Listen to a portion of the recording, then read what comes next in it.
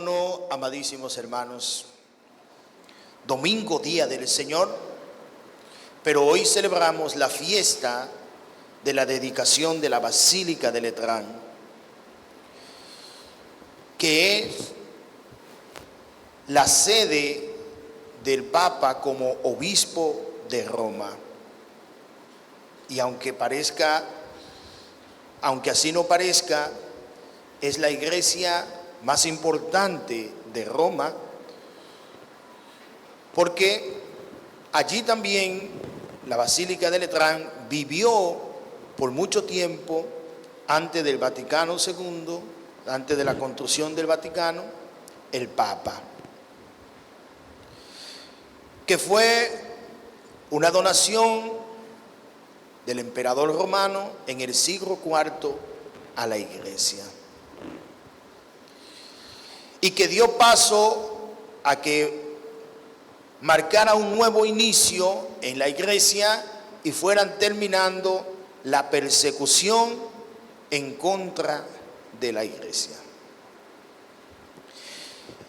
Esa Basílica de Letrán se convirtió, así como dice el mismo Jesús en el Evangelio, en la casa de mi Padre. El templo es el lugar donde nosotros, la iglesia, que la iglesia no es solamente estas cuatro paredes. Jesucristo y los mismos apóstoles no construyeron iglesia, no construyeron, ¿verdad?, templo, sino construyeron la iglesia, que como dice el apóstol San Pablo en la segunda lectura que hemos escuchado, ese templo, esa iglesia, somos cada uno de nosotros. Nosotros también, dice el apóstol San Pablo, somos templo del Espíritu Santo. Por eso no podemos profanar el templo, es decir, refiriéndose el apóstol San Pablo a nuestro cuerpo. Y cómo nosotros profanamos a nuestro cuerpo, que es templo del Espíritu Santo desde el bautismo, con el pecado. Y el pecado, entonces, queridos hermanos, Jesús habla de la destrucción del templo, pero no refiriéndose al templo de Jerusalén, ¿no?, que era ese templo donde estaba el arca de la alianza. Un templo que el mismo Dios había pedido a David construirle su casa, la casa de mi Padre, dice Jesús. Pero Jesús habla de la destrucción de su cuerpo. Y el cuerpo, el alma, la vida, queridos hermanos, la destruye el pecado. Por eso el apóstol San Pablo nos invita a nosotros a cultivar, a cuidar, a purificar en la gracia siempre nuestro cuerpo como un templo donde habita el Espíritu Santo, y ese cuerpo es el que tiene la esperanza, no son estas cuatro paredes que nosotros vemos. La esperanza de la resurrección y la esperanza de la vida eterna está en nosotros, en la vida, en el ser humano. El templo, la Basílica de Letrán, dio paso a que allí pudiera congregarse la comunidad cristiana que desde ya venía celebrando. ¿Cómo celebraban? En la casa, celebraban a escondida por la persecución, pero celebraban. La iglesia celebra, y la iglesia tiene siempre que mantener ese espíritu de celebración, ese espíritu de fiesta, ese espíritu de alegría. Aún no existan los templos, aún no exista, ¿verdad?, este lugar. Hay que congregarnos. El templo, esta casa, queridos hermanos, se convierte para nosotros, como nos dice el profeta Ezequiel, de donde brota el agua de vida eterna.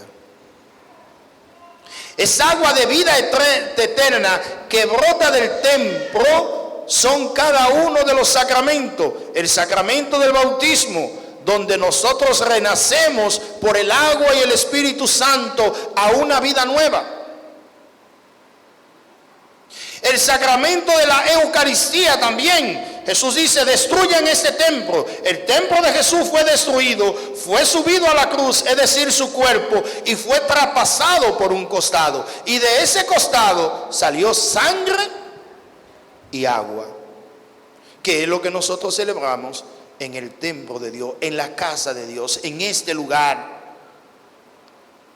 Celebramos la Eucaristía. La sangre es signo de la Eucaristía, que es esa agua viva que brota del templo de Dios, que nos alimenta, que nos purifica a nosotros para la vida eterna. Y en el bautismo entonces también recibimos esa agua viva que brota del templo de Dios, que nos da a nosotros una nueva vida, el inicio de la verdadera vida, porque nos da la fe, y la fe nos da esperanza de vida eterna por el templo, es decir, por Jesucristo. El templo, queridos hermanos, también desde el bautismo se convierte en nosotros en una comunión. La iglesia es una gran familia, una familia de comunión, y aquí nos congregamos en una familia de comunión donde vivimos la igualdad, donde vivimos la hermandad, donde vivimos la comunión, donde vivimos la fraternidad, donde vivimos el amor, donde vivimos la verdadera dignidad humana. Aquí todos somos iguales. En la casa de mi Padre, en la casa de Dios, todos somos iguales. Por eso Jesús se refiere: en la casa no hay comercio, porque el comercio nos divide. Lo comercial nos etiqueta a nosotros: clase alta, clase media, clase baja. Para Dios no hay clase, no hay distinciones, no hay raza. Para Dios todos somos iguales, para Dios todos tenemos la misma dignidad. En este templo, en esta casa de Dios, todos somos iguales. Todos tenemos la misma oportunidad. Todos tenemos la misma esperanza de vida eterna. Por eso, queridos hermanos, para mí es importante y es valioso, y agradezco, ¿verdad?, esta comunidad, cómo nos hemos esforzado. Este es un templo hermoso desde su construcción, y la preocupación incluso de los mismos fieles por mantener la belleza del templo, porque eso nos da también a nosotros dignidad. Y nos hace ver también a nosotros que vamos creciendo en fe como comunidad. Y que la iglesia entonces tiene una casa donde nos congregamos, y que por esa casa todos nosotros nos preocupamos. Así como también hay que agradecer también al gobierno, a los gobiernos, al Estado, que también toma parte en la construcción, en la remodelación de nuestro templo, de nuestra casa de Dios. Así como ahora va a ser intervenida nuestra catedral. Para muchos es una gracia el que la catedral sea intervenida. Para otros eso le molesta, que el gobierno tome fondo de nuestro mismo fondo para remodelar la casa de todos nosotros, donde nos congregamos. Como si Puerto Plata no fuera un pueblo que merece recibir de sus mismos bienes para darle dignidad a sus templos y a su casa. A muchos les molesta que se tomen fondo, ¿verdad?, del Estado para remodelar a la catedral, pero no le molesta cuando llegan los barcos de turismo, cuando uno de los signos del turismo de Puerto Plata es la catedral, y allí vamos todos y nos identificamos todos y llevamos a nuestro turista, llevamos a nuestros visitantes y vamos a tomarnos fotos, y así sucesivamente. Eso no nos molesta. A muchos no le molesta cuando vamos a adquirir un servicio, ¿verdad?, de catedral, que muchas veces somos muy exigentes con los templos. Cuando vamos o cuando queremos un servicio, sabemos exigir, pero no sabemos dar. Y si otros dan, lo que sabemos es criticar. Y como provincia, como iglesia, como comunidad de fe, con la crítica no crecemos ni avanzamos. Lo que hacemos es que nos estancamos. Y la iglesia tiene que crecer en la fe, en la dignidad, en la fraternidad, en el amor, en la unidad. Y nosotros tenemos que aprender a unirnos como cristianos. Y tenemos también que aprender a defender la casa de nuestro Padre, la casa donde nos congrega. Bien, la iglesia tiene que estar por encima de un templo. Ayer yo le decía, estábamos de peregrinación, ¿verdad? Un viaje hermosísimo que pudimos disfrutar al Santo Cristo de los Milagros de Vallaguana, que fue un templo que se duró muchos años, costó mucho, pero apenas creo que tiene como 5 o 6 años de construido. Y que es hermosísimo y bellísimo, y ahora disfrutamos todo de él porque podemos ir, peregrinar y así sucesivamente, y cuando lo vemos todos nos sentimos orgullosos. Pero la iglesia es más que ese templo. La iglesia existía antes que ese templo. Hoy ese templo existe, un día no estuvo y un día dejará de estar, pero la iglesia tiene que continuar.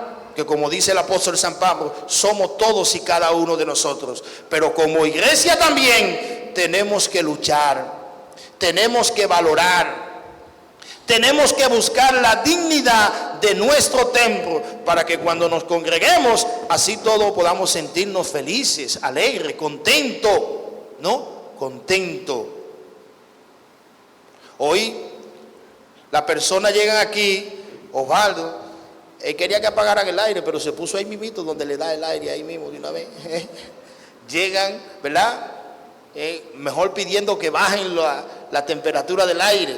No vienen aquí sudando o con unos abanicos que muchas veces no lo dejan ni siquiera concentrarse en la misa, o con la preocupación del sonido de afuera, de la bulla, que si paran un carro, que si para... No, ¿por qué? Porque hemos ido procurando dar dignidad a lo que nosotros somos y a lo que nosotros hacemos. Y eso es el sentido del cristiano. Así también nosotros tenemos que dar dignidad a la fe constantemente. Tenemos que dar dignidad a nuestro templo, es decir, a nuestro cuerpo. Dignidad alejándonos, como ya le decía, de la cultura del pecado, la cultura de muerte. Usted con su templo, con su cuerpo, ¿verdad? Tiene que ser celoso. Tenemos que decir que no a la cultura de muerte, al aborto, a la fornicación y así otros muchos males que van afectando nuestro cuerpo, y eso afecta también nuestra dignidad. Hay que procurar la dignidad del templo de Dios. El verdadero, el definitivo templo, queridos hermanos, es Cristo Jesús. Él mismo se proclama y dice hoy: destruyan este templo, no refiriéndose al templo, ¿verdad?, de las paredes, sino refiriéndose al templo de su cuerpo. Porque en la destrucción de ese templo, es decir, del mismo Jesús, está nuestra esperanza de salvación. Porque él mismo dice: al tercer día lo es de construir. Al Jesús referirse a la destrucción de su cuerpo, se está refiriendo a la muerte. Y la muerte, queridos hermanos, es lo que destruye el cuerpo. Cuánto nos afanamos, cuánto luchamos, así como decía de la dignidad, sí, que tenemos que procurar, pero tenemos que tener y tenemos que saber que todo es hasta un día. En este mundo, humanamente hablando, todo pasará, todo terminará. También nuestro cuerpo será destruido, y lo que verdaderamente va destruyendo nuestro cuerpo es el pecado, porque el pecado nos hunde y nos sucumbe en la muerte eterna, y eso destruye el cuerpo, el templo, la vida, la muerte. Entonces, queridos hermanos, para que nosotros no nos quedemos en la muerte, Jesús ha pasado por esa destrucción. Jesús ha pasado por la muerte para entonces darnos a nosotros esperanza de vida, esperanza de salvación, esperanza de nosotros poder vencer la muerte. Por eso Jesús es nuestra salvación. En estos últimos días también ha salido un documento donde se nos invita a nosotros como cristianos católicos simplemente a ver algo que es así y que ha sido así y que muchas veces nosotros hemos confundido en el lenguaje, llamando a María como corredentora. La redención, la salvación de nosotros es solamente ¿quién? Cristo Jesús. Él que ha pasado por la destrucción, es decir, destruyan este templo, ha pasado por la muerte, ha vencido a la muerte y ha resucitado. Él es el único, Él es el redentor, Él es el que nos da la esperanza, la vida. Él es el que ha vencido la muerte y solamente en Él y por Él nosotros podremos vencer la muerte. María es elegida, predestinada, es la Madre de Dios, pero María no es más que una intercesora. Esa es y debe de ser la devoción de nosotros los cristianos, de referirnos a María como intercesora, aquella que intercede ante el templo, es decir, ante Jesús, para que Él nos dé la redención y la salvación. Es el verdadero título. María no nos da salvación. María no es corredentora. María no es quien nos ha salvado. María no es la que se ha sacrificado. María no es la que ha pasado en la cruz, ¿verdad? Por la muerte, venciendo a la muerte para darnos a nosotros resurrección y vida eterna. Eso es Jesucristo. Nuestra fe, nuestra esperanza está puesta en Él. Pero María, como madre de Jesús y de cada uno de nosotros, lleva, presenta toda nuestra súplica ante Él e intercede por nosotros ante Jesús.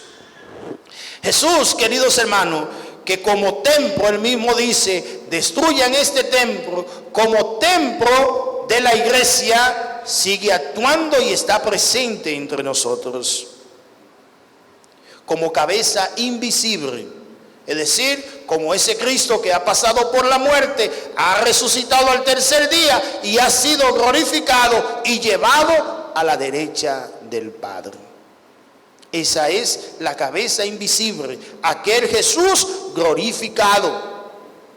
Pero también nosotros tenemos una cabeza visible en medio de nuestra iglesia, que es representante de Cristo en el mundo. Y esa cabeza es el Santo Padre, el Papa, que nos va guiando y nos va guiando como templo, como comunidad, como iglesia. Y también entonces la estructura de ese templo, que es la iglesia, la cabeza es Jesucristo, que se hace visible en medio de nosotros a través del Santo Padre, y también los apóstoles, que son esos misioneros que nos van a dar a nosotros la gracia, los apóstoles, los obispos, los sacerdotes, que podamos seguir como iglesia recibiendo esa agua viva que brota del templo de Dios. Aún no haya casa mientras haya cabeza visible e invisible. Mientras hayan apóstoles, la iglesia continuará. Por eso, queridos hermanos, también en esta semana yo le invito y le motivo, celebrando en este mes de la familia, que es el mes de noviembre, y esta semana dedicada a las vocaciones sacerdotales y religiosas. Oremos por las vocaciones. Oremos para que sigan surgiendo, ¿verdad?, esos apóstoles que nos permitan a nosotros seguir bebiendo de esa agua que brota del templo de Dios, es decir, los sacramentos, que son los sacerdotes y los obispos quienes los administran para el pueblo santo de Dios. Tenemos entonces nosotros que seguir creciendo, seguir orando y seguir pidiendo a Dios por nuestra iglesia, y que Él, que es dueño de la mies, siga enviando y suscitando obreros a su mies, para que siga alimentando a su pueblo, para que siga alimentando a su iglesia, para que sigamos viviendo nuestra fe y la esperanza de que un día también nosotros vamos a poder vencer, vamos a poder resucitar y a poder vivir eternamente. Que el Señor nos bendiga.